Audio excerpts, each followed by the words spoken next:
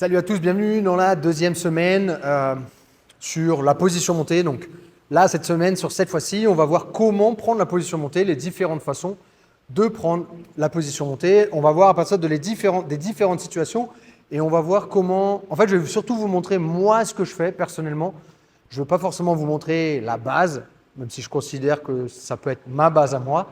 Donc, je vais vous donner les positions moi que je fais pour prendre la position montée. Et la semaine prochaine, on verra comment garder la position montée, parce que je sais que c'est surtout ça qui vous intéresse. Et après, on terminera la dernière semaine avec finalisation, prise de dos et toutes les transitions possibles. Ok? Je vais juste relever un petit peu la caméra. Bye. Ok. Première position, elle est assez simple. C'est une position qu'on apprend à la base en lutte à livrer, sur les cours débutants. Et c'est une position qui marche très bien si on y arrive. Okay, c'est une position qu'on va retrouver beaucoup, qu'on peut retrouver peut-être plus en MMA qu'en Luta. Quoique, c'est vrai qu'au dernier ADCC, on a vu pas mal Diogo le faire. Il n'est pas arrivé directement en position montée, mais ça aurait pu être une possibilité. Donc, la position, ça va être de venir ceinturer l'adversaire. Et à partir du moment, donc ceinturer l'adversaire, il y a plein de façons, on ne va pas revenir là-dessus de comment ceinturer l'adversaire. Ok, boum, ça peut être collar tie comme on a vu, je rentre à l'intérieur, je viens ceinturer. Ça peut être je rentre dans les jambes, je remonte, je ceinture ici. Ok. Et à partir de là, ça va être quoi? Ça va être je viens serrer le plus bas possible au niveau de ses lombaires. Je le tire à moi, je ferme mes coudes. Et là, comment je vais aller chercher la position montée? En venant crocheter par l'extérieur son pied et ramener à moi son talon. Pour le ramener sur le dos. Et là, je peux arriver en position montée. Encore une fois, donc on est ici.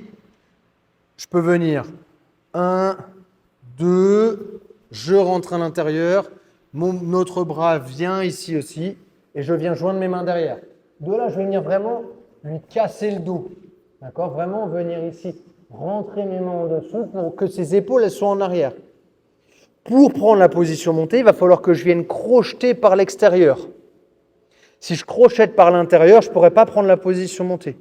Donc il faut bien que je vienne crocheter par l'extérieur et que là, je vienne bien tirer son talon au sol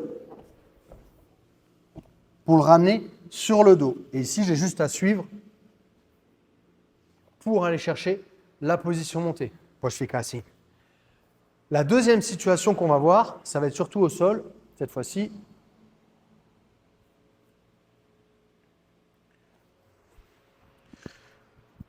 Donc cette fois-ci, c'est pareil, c'est une position assez simple qu'on connaît, qu'on travaille en lutte à livrer beaucoup, qu'on peut voir aussi en jiu-jitsu brésilien, bien évidemment. C'est la position où mon adversaire il est sur le dos. Comment je vais aller chercher la position montée?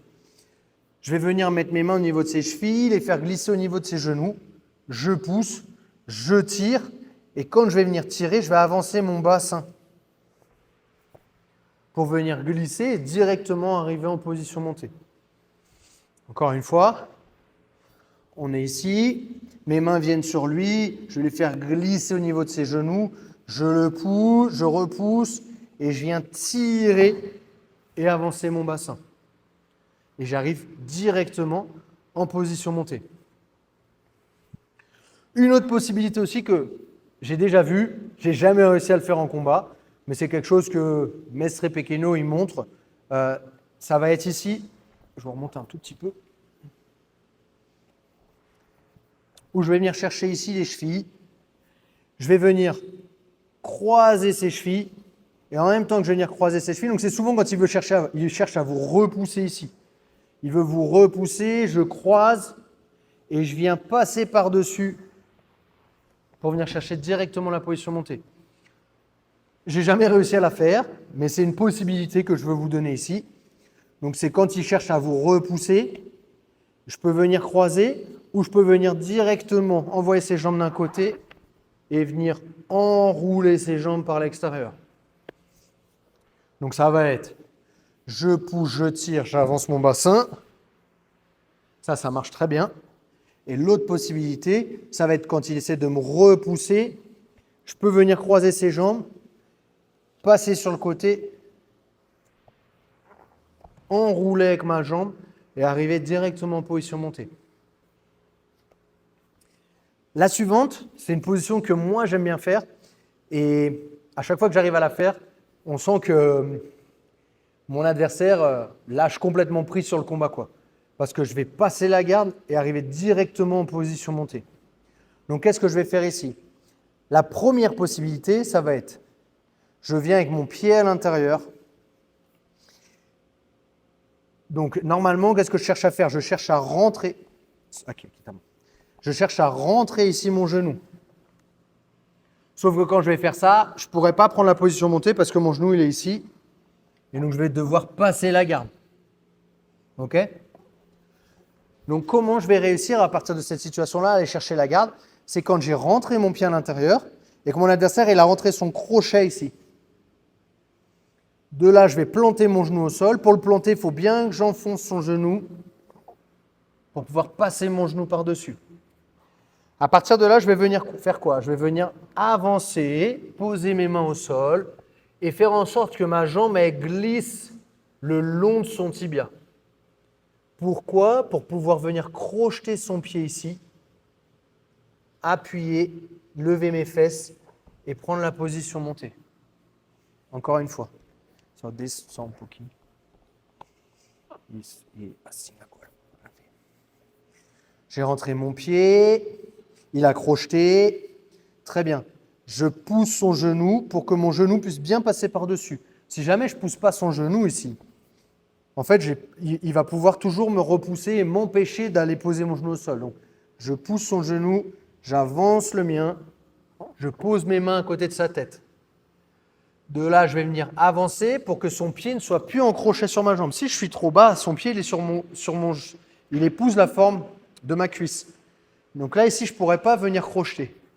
Par contre, si j'avance et que ma jambe glisse le long de son tibia, je vais pouvoir venir ici crocheter son pied. Je lève mes fesses, je pousse son pied vers le bas jusqu'à ce que son genou passe de l'autre côté. Pour pouvoir faire ça, il faut que son genou soit bien pointé vers le haut et que son bassin soit quasiment à plat au sol. Boum, je pousse, je mets mon genou au sol. Si jamais son genou il est orienté par là ou s'il est orienté vers l'extérieur, je ne pourrais pas bien le faire glisser. Donc c'est vraiment important que quand je mets mon pied dessus, il faut que son genou il soit orienté vers le haut. Vous voyez là comment il est orienté son genou? Bien en direction du plafond. Là, je vais venir pousser avec mon pied sur son pied, lever et son genou va glisser en dessous et je vais pouvoir ici prendre la position montée. Une autre possibilité à partir de cette même situation, c'est quand je viens mettre mon genou au sol, d'ici il garde bien le crochet et que j'essaye pas de passer par-dessus mais j'essaye de passer la garde. Donc je peux venir prendre un contrôle classique ici, mais je peux venir aussi passer par-dessus là. Pourquoi? Parce que quand je vais venir essayer de passer la garde en forçant avec mon bassin au sol, le passage classique, c'est ça. Je suis ici, je force avec mon bassin et je passe. Là, il n'a pas réussi à me garder avec son crochet. On remonte. On est ici. Clac, clac. De là, je vais venir forcer avec mon bassin au sol et il n'a pas réussi à me garder avec son crochet. Cette fois-ci, il va réussir à me garder avec son crochet. J'ai posé mon genou au sol. Je vais pour forcer. Fica com esse gancho aqui.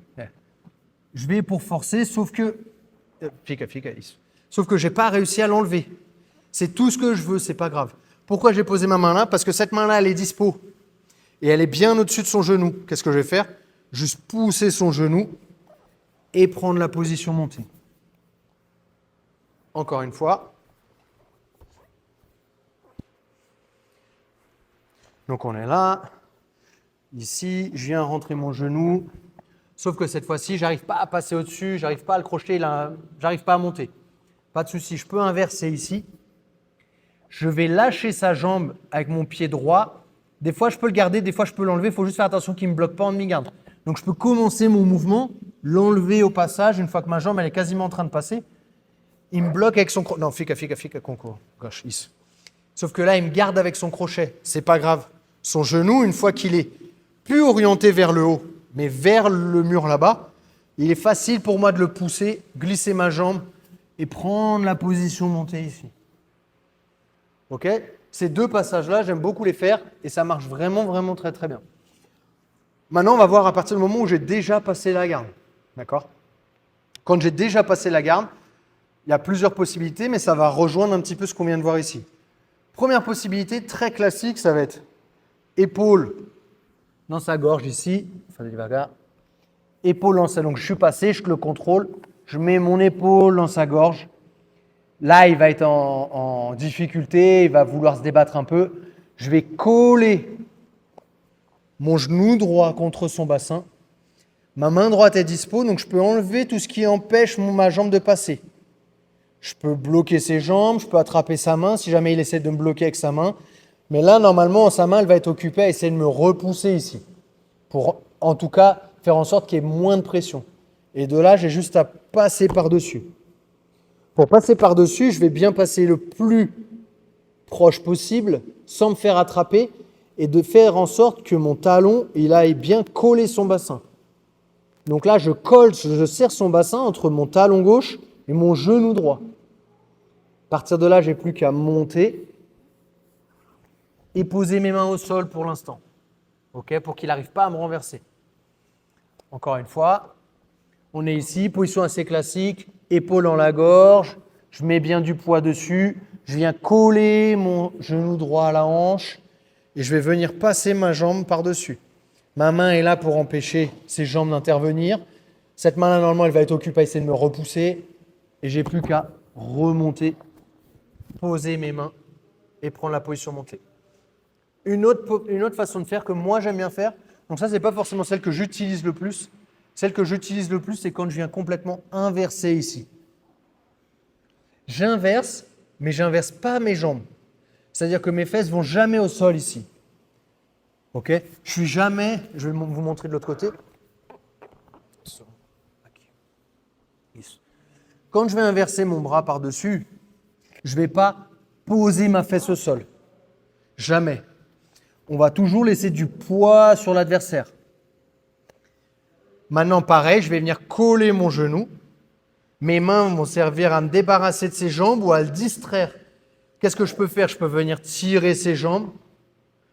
Et au moment où il revient, boum, je prends la position montée. Donc ça donne ça. Si tu remontes dans l'autre côté, au lieu de tenir la tête ici, je viens par-dessus. Je viens coller, ma fesse n'est pas posée au sol. Et là, d'ici, je vais distraire ses jambes. Il sait que là, je veux prendre la position montée. Donc, je vais distraire ses jambes. Ça peut être d'un côté comme de l'autre. À chaque fois, il va essayer de revenir. D'un côté comme de l'autre. Boum, je mets bien du poids sur lui ici. Je viens par-dessus. Talon collé. Genou collé à ses hanches. Et pour l'instant, on pose les mains au sol. Donc ici, en gros, il y a deux familles. C'est celle où je vais venir mettre la pression avec l'épaule sur sa gorge. Deuxième, où je vais venir inverser. Tout va dépendre de l'adversaire, comment il cherche à défendre, quel est son état de fatigue et comment il cherche à essayer de récupérer la garde. Soit récupérer la garde, soit se remettre à quatre pattes. S'il essaye de récupérer la garde, en fait, il va falloir chercher à bien contrôler son bassin. Donc, pas forcément être très haut sur lui. Ok ? Après, ça va changer franchement des adversaires et tout. Donc, c'est pour ça que c'est mieux d'avoir plusieurs options ici pour aller chercher la position montée. Une dernière option que moi, j'aime beaucoup faire, c'est celle où je vais attraper la tête et que je vais chercher à finaliser en montée ou alors utiliser ce contrôle-là pour prendre la position montée. Donc, on est là. Je vais attraper ici son épaule, le tirer sur le côté. Vaux. À partir de là, il y aura toujours de l'espace. Je vais chercher le contrôle de la guillotine, donc attraper son menton. Je vais poser mon coude au sol, avancer mon genou droit à la hanche. Vous avez vu, il est déjà de profil. Et là, ça va être difficile pour lui de se défendre avec ses jambes. Donc, j'ai plus qu'à enjamber, coller mon talon. Soit je peux garder la guillotine, soit j'ai plus qu'à la relâcher et prendre la position montée. Encore une fois. Bon. Je suis là. Je viens poser ma main au sol. J'ai mon autre main sur son épaule. Je le tire. J'attrape son menton. Je pose mon front au sol. Pardon. Je viens d'abord coller, donc poser mon coude au sol, coller mon genou à son bassin. passer par-dessus, coller mon talon à lui. Je viens en montée. Et si je veux lâcher, ou même si je veux finaliser, je pose mon front au sol pour lâcher ici la tête. Dernière. Donc on est là. Pose ma main au sol, je le tire à moi pour le mettre de profil. J'attrape sa tête. Je viens ici poser mon coude au sol pour… En fait, tout mon poids il est sur mon genou. Donc pour que je puisse libérer le poids qui est sur mon genou, je viens poser mon coude au sol. J'avance sans tomber. Vous avez vu, ma fesse n'est pas posée au sol. Talon, contact de sa hanche de l'autre côté. J'avance, front au sol, je ferme mes genoux. Je pose mes mains au sol. Donc, c'est bon. Donc là, on a vu toutes les façons de prendre la position montée, à partir de la position debout, à partir d'un passage de garde et à partir ici, quand on a déjà passé la garde et qu'on est en 100 kg. C'est les façons les plus… C'est celle que j'utilise en tout cas le plus pour prendre la position montée et c'est comme ça que j'arrive le mieux. Mais souvent, vraiment, quand on prend la position montée, il y a vraiment chez l'adversaire, souvent, si vous avez bien travaillé en amont, vous l'avez bien fatigué, il y a souvent un moment où il se laisse complètement faire et il accepte en fait, on va dire, la défaite. Voilà. Travaillez ces techniques-là toute cette semaine et puis dimanche prochain, pour ceux qui ont pris la formation avant qu'elle sorte, dimanche prochain, je vous sortirai comment contrôler la position montée, comment la garder et la semaine d'après, on verra comment se soumettre et prendre le dos à partir de là. Merci à tous, merci Isaac et on se voit à la prochaine vidéo. Au ça.